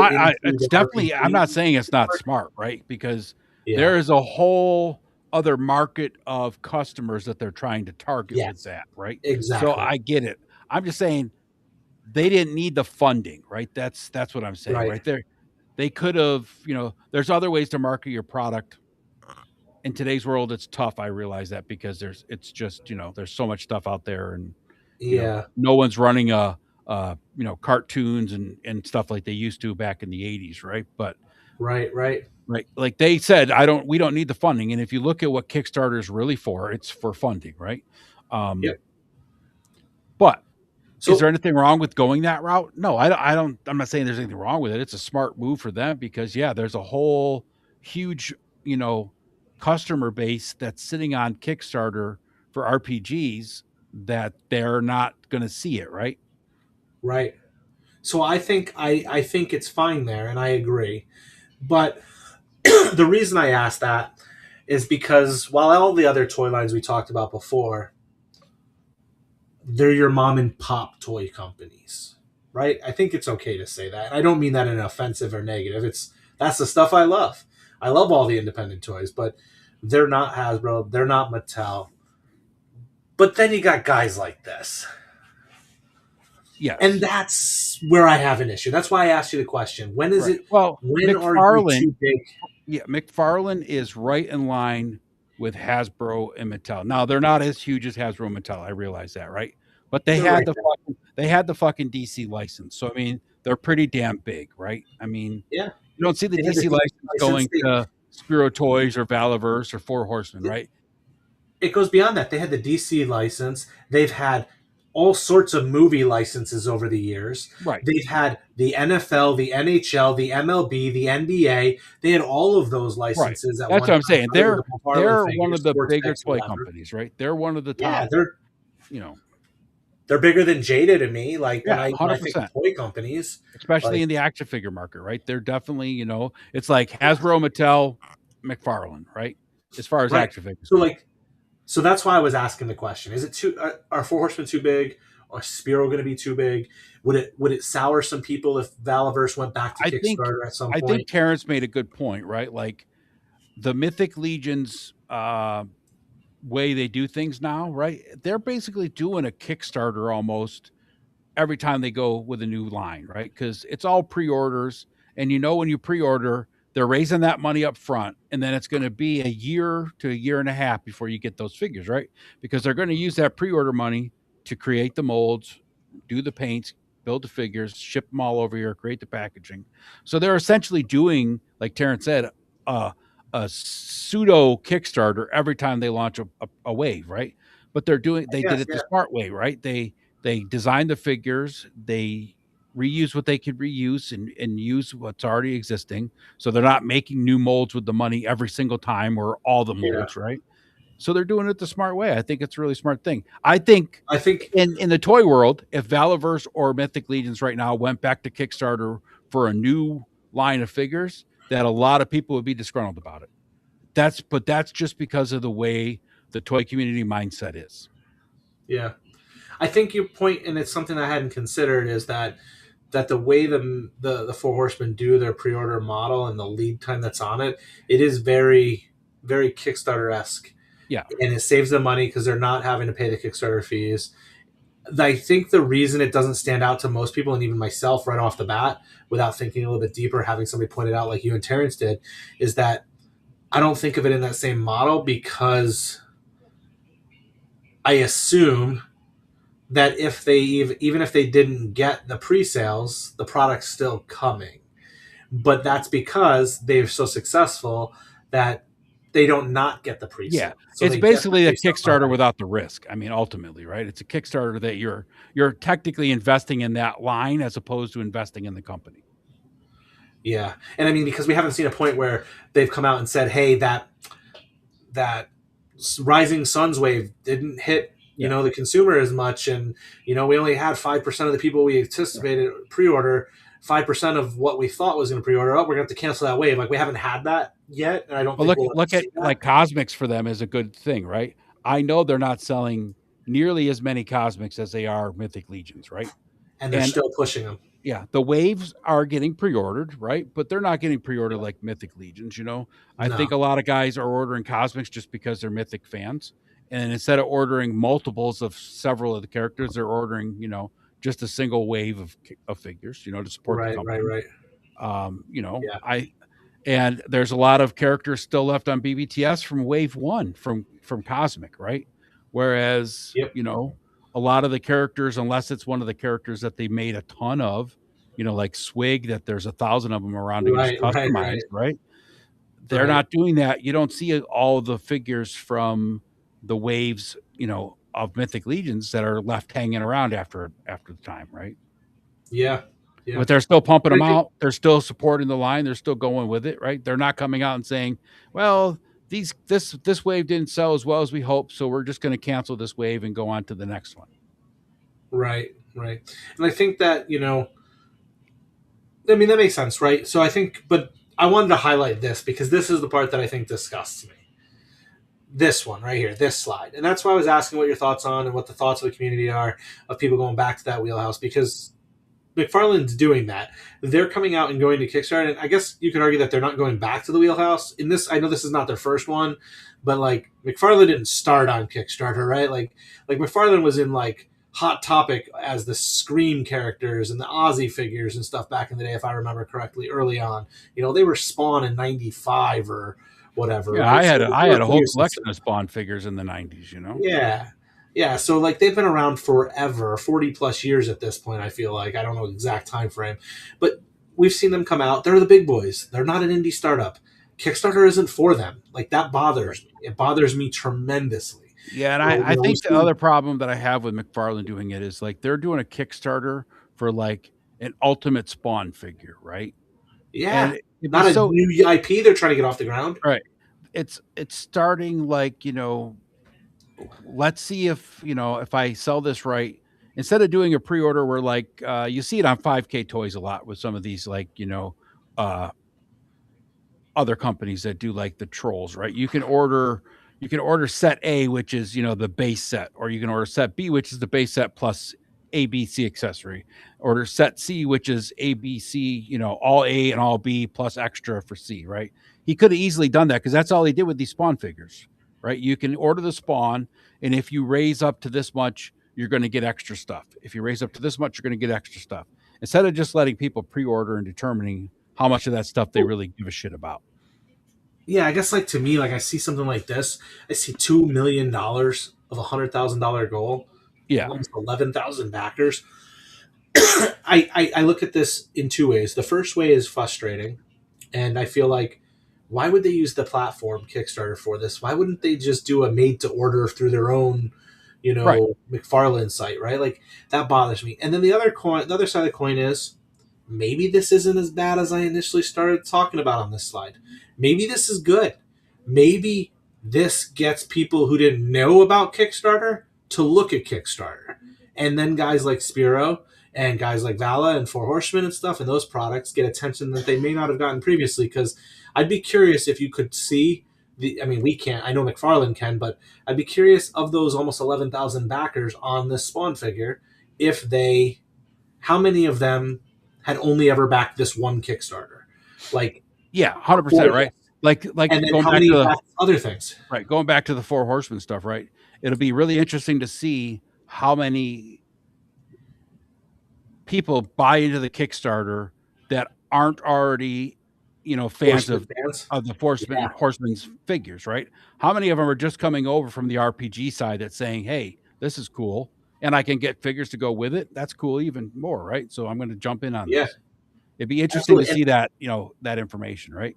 And to me, that's where I look at this one and I go, because I came into this and I planned to talk about this, but I hyped it up earlier that I'm disgusted with McFarlane using this, but there is that little in my mind is like, is this good for Kickstarter? Is this good for independent toys? Because it brings 11,000 people who, of that 11,000, maybe 6,000 of those people didn't ever use Kickstarter or know what Kickstarter was before, but they wanted to get their hands on this McFarlane, so they found their way in that door, and now they're Yeah. looking at some board game, and then they're looking at other toys, and And there's some no other doubt stuff. that there's a huge level of promotion that goes along with being on Kickstarter, right? Because Right. you can type in the search, space astronaut comic book, right? And you're going to get a shit ton of, comic books that are coming out that are going to be related to that Yeah, type of thing, right? yeah, Or like this, right? I'm going to go over to Kickstarter because I'm looking at Spawn. Holy shit, some guy's making, pirate action figures, right? exactly, I mean, exactly. there's that part of it. I get it, but So, so if this is the landscape as it is today, because this is like last year, I think, and yeah, we've got other companies that have been doing it for the last 6 years. That I didn't go much further back. I guess technically Four Horsemen was years before that, but if that's this landscape, I know we can kind of talk about where the future of this is, and the future is, in my opinion, there are still a shit ton more lines coming. Some will launch on Kickstarter, maybe here's some skip it. here's my thing with the Kickstarters right now, right? And I think the problem that we're going to run into with the Kickstarter model is that there are now that not everybody has the capability of saying, I want to make an action figure line, right? Whether they can or not, everybody has the ability to say, I want to make an action figure line. I know some guys that are designers. I know some guys that are, modelers, whatever. I'm going to go do it. I know how to run a business, whatever, right? But that doesn't mean everybody's going to be successful. But there's so many people in art and, all the creative people that we hang out with every day, right? I mean, Terrence and, Brick and all those guys, right? All very talented, creative people. How many Kickstarters can the market stand, right? That's So my fear moving forward, right? Is that there's so much creativity, so many people out there launching new things, right? That it's at some point the bubble's gonna burst. I think that I don't think it's your statement is accurate with the exception that you say how many Kickstarters can the community, can the consumers in this space, how many can they support, right? How many can they sustain? Right. I don't think it's Kickstarters. It's how many in IPs, how many of these different IPs can the consumer sustain or Right. sustain? Well, sustain? like Because take it's myself beyond, right? take myself for example, right? Like I am pretty much all in on the BBTS stuff, right? The Big Bad Workshop stuff. I'm pretty much all in on Savage Crucible. I cherry pick Classified. I cherry pick Mezco. I cherry pick, Mythic Legions. I'm definitely in on the Pirates. If Yep. anything comes out that's a cowboy, I'm on that, right? Yep. But if Corsairs Creations pirate line all of a sudden launches this huge love of piracy and everybody starts making Kickstarters of pirate lines, right? Well, as a consumer, do I stay true to, Corsairs, or do I venture off into this one, even though it might not be in scale, but the figures look cool, and then I drop Corsairs because this line's cooler or whatever, right? There's a lot of there's so much of that stuff in the market. Like, look at what we saw just come out of Toy Fair, and that's the big companies, right? This weekend. I mean, it's like, where do you spend your money, and how much money can you afford to spend? We all have adult money, but we all still have a budget and a limit of how much we can spend on these things that we don't really need. Right. Yeah. I mean, and that's my concern. There's so much stuff coming up on Kickstarter now that, the market's only going to sustain that much for so long, right? And I think that's one of the reasons, like Space Zombies from Marsville. There was a lot of other things going on at the time. The HasLab was launching. There was cons going on. Yeah. There were other things going on that just, and there wasn't enough of a broad spectrum of that figure line. Yeah. As far as Yep. NASA, space stuff going on, that it wasn't enough to sustain it, right? Because people are like, okay, I'm going to buy a Dragon for $1,000 and I'm going to buy a HasLab for $500 or $400, whatever it is, whether it's Star Wars or G.I. Joe, whatever. Okay, that's, $2,000. That's a toy budget for a year for some people. Yep. And now you want me to go and get in on this Kickstarter? Holy shit, And I pulled this up because he touched on lore, which is what I love. So I didn't read what he said. I'm sorry. Oh, he just said that's why Corsairs are establishing such evergreen lore, right? Like they're really building on that to go beyond just a figure, right? Yeah. So I think that's awesome. And the lore is what drives it for. Well, you and I are both the same, right? The lore. I make a lot of my own lore, but having that basic lore of the characters definitely helps, and that's probably why a lot of the Kickstarters, like the Street Humans that Jordan was trying to do, right? There was no actual drive behind that figure line, right? Other than I want to make street level humans, right? But there's no lore behind that. He tried to create some alien head that to make some kind of makeshift lore behind it, but I could go buy a Hasbro G.I. Joe figure, whatever, or Logan, in street clothes, and have it step in just the same as I can by going and, supporting this Kickstarter, right? So, I mean, and I'm going to say this in full transparency. I backed it, in hopes that it would come to fruition because I wanted to root for somebody, to have something. I laughed very hard when you mentioned that one because the failing behind it, but the reason I say that is because I actually had thought about that one when I was putting this together, and I almost posted it up, but I didn't use it because I didn't want to bring, I don't want any kind of toxicity or any controversy. Yeah. But, there was definitely it's a person in the community who loves toys, and they wanted to bring something to life, but it was hate me for saying it, but AI sucks at a lot of things. It's really good at a lot of things, but AI sucks at a lot of things too. If you're using AI to write a complete story, it seems lifeless. the Street Humans was like that's an example of what comes out of an AI. I know it wasn't AI, but it was like a soulless project. Like it didn't have a soul. It didn't have meaning to it. Like the Animal Wars of the Kingdom has like a really cool lore. I feel like the Savage Crucible has an amazing lore if you read the comic, and I'm looking forward to Tide Realm, and Valaverse has a really good lore, right? But like none of the stuff that I've read from those things is like one of those like in Operation Monster Force, right? Like they've gone deep enough into there to really draw you in. Yeah, those other ones they lack, like that Street Humans one lacked it. It almost felt soulless. Like they're trying to put a thing out there, but it was like, what is this? Like, well, that's what I was saying, right? Like they came out with these street level humans, and then they said, oh well, let's throw some alien heads on them, so there's some kind of uniqueness to them, right? But it's like, okay, well, now you're just trying to force things, right? That's what it seemed like. Like you said, it was just kind of a soulless, and this is no ding on Shardamus. He did it, he tried it. You got to try it, right? I backed it. I was rooting for him.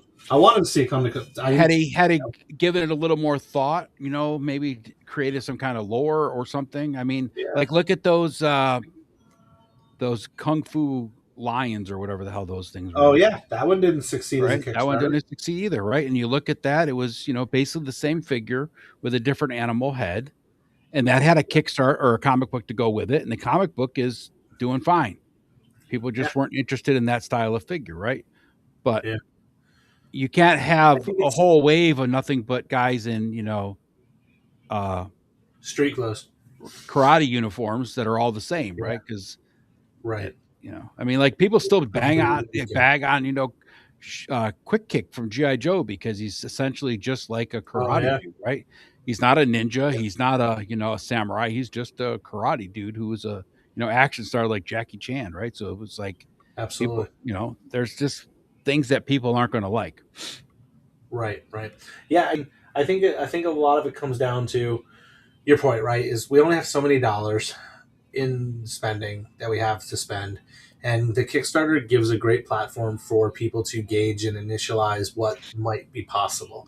I think, as you can see here, I've only covered 3 items here. Almighty Legends, that's one I kind of want to touch on that, right? Like that's a Kickstarter that went one direction and then pivoted, right? And they're using the bucks provided by Savage Crucible. You've got Brutal Realms. That's a Kickstarter that funded, that had very lofty goals for early turnaround, quick turnaround. That's still coming, and it's looking good. And then you have Tide Realm. They haven't even opened up the Kickstarter yet. Once that starts, I'm sure they're going to catch a ton of attention because there's a huge gap in the market for toys with the pirate stuff. I know my son, as soon as he saw it, he's a huge Pirates of the Caribbean nerd, and he's like, "Oh, Dad, I can't wait till the pirates." He's really, really pumped about that. So, I think that's a big item. And then there's a ton of other things. Savage Crucible is about to release their 3rd wave. They're shifting away from, from my understanding, everything I understand from them, they're going to be shifting away from Kickstarter. They used the platform the way they needed to launch their, company. I think it's smart, like Savage Crucible did it. And I think the way that Corsair is doing it here, right? I think if a Kickstarter is small enough where it's 3 figures, right? And if you want to buy the extras outside of the figure or invest in back, things that are outside of those 3 figures, great. But I think Kickstarters I've seen end up being more successful when there's a smaller quantity of characters to back initially to start with, right? Now, sometimes it sucks because it's 3 years in the waiting for the next wave of figures. But if the figures are good enough, right, it doesn't matter. Yeah. The cream will rise to the top, right? I think that's how it is. Because I mean, Corsairs could have easily made a whole bunch of just deck level pirates and painted them all different and stuff, and had people back them, and they probably would not be as successful as just having these 3 captain dudes, right? That are the leaders of each team. And hopefully that right here is it opens the door to an expanded universe of that world. Right. Yeah. I mean, I think Brutal Realm is an example of maybe going a little too far with all of the different... Right, yeah, 100%. That's what I'm saying. Like, Brutal Realm went way too far with what they offered, right? And Almighty Legends, and actually that's a great example, because Almighty Legends went very low on the amount of products they went with, but because of some of the hiccups along the way, they decided to pivot and use someone else's already established, very well-designed and produced sculpt. I think the Almighty Legends problem though is just what it is, right? It's the IP, right? Yeah, It's only going to touch on certain people, yeah, and certain people may turn away from it because of the religious undertones and things like right. that. Well, When the they other may thing buy is it, it's got a religious undertone, but if you look at the figures, they don't resemble that type, angels, right? They just don't. right? Whereas that was it D13 that did Yep.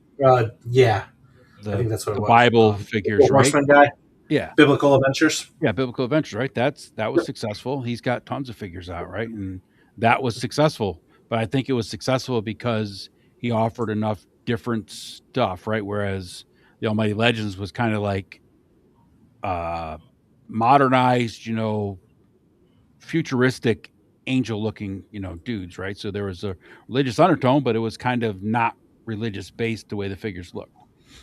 Right. And I just want to cover this and before you go to the other comments and stuff, before we go to the next thing. But Brick points out, right? I think this is kind of the call out I want to call on the last bit of this slide is right. Like 2026 is already going to be packed with a bunch of adult collector Kickstarter items, likely, assuming that these are going to be Kickstarters. But here, let me pull that back up one more time. But you have a retry, hopefully, for the Space Zombies from Mars. You've got Rise of the Fifth Sun. If you haven't seen that, we will be following that much more closely in the coming weeks and months. You have Ashen Oath, which I haven't followed that closely to. It's a little bit more horror goth type look than I'm into. So it's probably not something I'll back, but we'll definitely follow it because it's another one of those independent toy lines that we want to root for. And then you have the Tide Realms, which is kicking off in May. So those are just a handful that we know about. I'm sure there's going to be others that come up over the year. So there's definitely, I don't want to say saturation, but there's definitely an opportunity here to see some additional IPs. Right. Like I'm totally like, I love the Corsairs, creations Kickstarter. I'm loving the other one that Terrence is doing is that the Ashes? No, what is that one called? Are you talking about the Rise of the Fifth Sun? Yeah, Rise of the Fifth Sun, with the Aztec dudes. That's awesome. Oh, dude. Yeah, I'm so pumped for that. Love the way that looks. I'm all about the, Quetzalcoatl and all those guys. If those guys are in scale with my Savages, there's going to be a battle as all hell going on with that. I already have an Aztec. Those are two Kickstarters that I'm already interested in, and it's like, on top of everything else I've already invested in, it's like, geez, gonna have to get a third job. Absolutely, good deal. I only have one right now. I'm gonna have to get up to 3 somehow. Do you want to hit up the rest of the chat real quick? Oh man, there's so much chat in here. I can't even tell you where to begin or whatever. Okay. So we appreciate everybody chatting. I'm not going to bring up everybody's because there's just tons of good points in there that I've kind of briefly read through. And awesome. Let's see if there's anything towards the end here.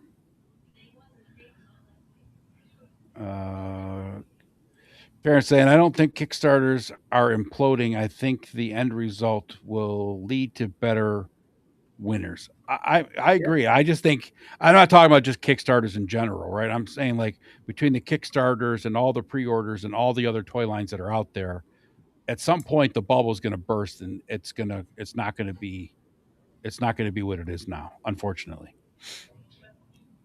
Highly Articulated brought up that they were burnt by Banther. Yeah. 100%. 100%. Yeah.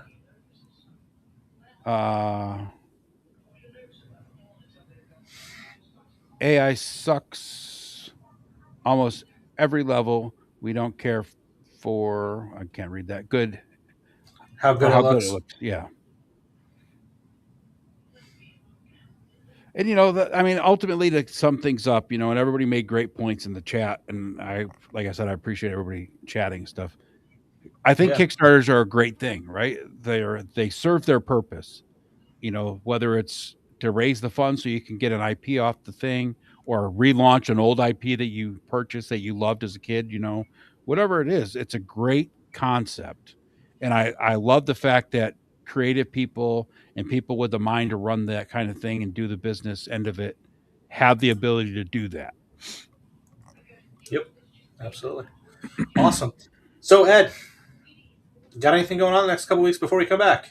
Yeah, I'll be all over the YouTubes with Punk and Radnom and Oz's Clubhouse and all that fun stuff. So we had a good Clubhouse Saturday night, man. We had a bunch of the original guys on there, Brick and Adam and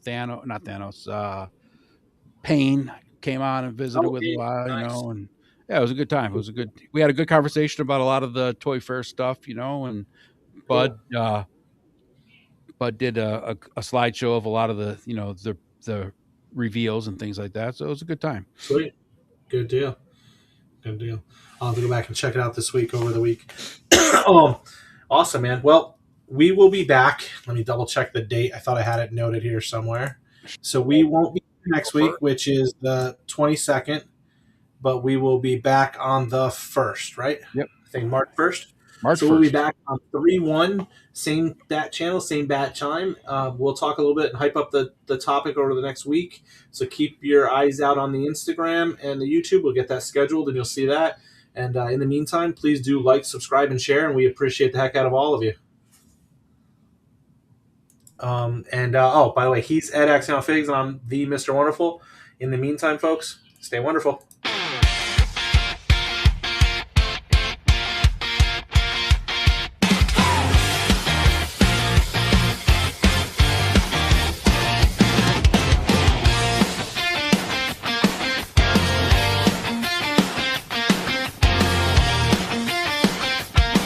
Oh, hold up a second. For those that are still here, I totally forgot. Give me 1 second.